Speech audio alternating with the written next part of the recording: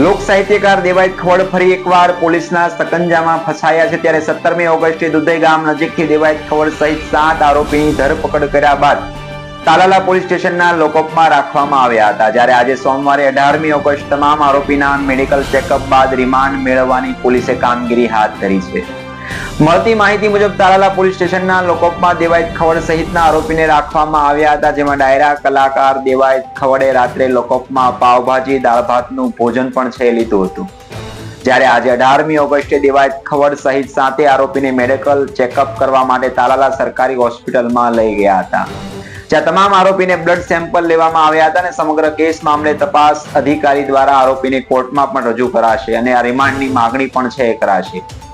ત્યારે આ દેવાયત ખવડ અને ધ્રુવરાજસિંહ ચૌહાણ વચ્ચે વિવાદને લઈને ગીર સોમનાથ એસપીએ જણાવ્યું હતું કે પોલીસે બાતમીના આધારે દેવાયત ખવડ સહિતના શખ્સોની ધરપકડ કરી છે।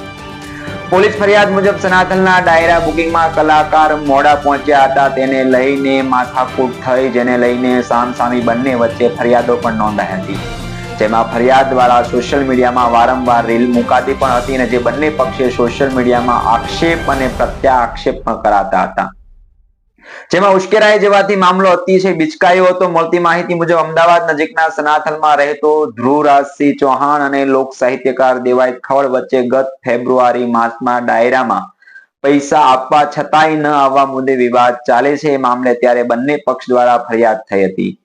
આ બાબતનું મનદુખ હજુ પણ ચાલી રહ્યું છે। સનાથલનો ધ્રુવરાજસિંહ ચૌહાણ 11મી ઓગસ્ટે ભાવનગરથી તાલાલા તાલુકાના ચિત્રોડ નજીક આવેલા એક રિસોર્ટમાં ગયો હતો।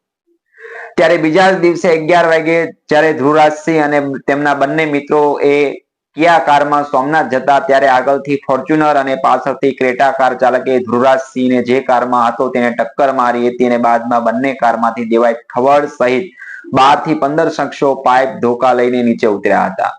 ધ્રુવરાજસિંહની કારમાં તોડફોડ પણ કરી હતી, જેને પણ ઢોર માર મારવામાં આવ્યો હતો।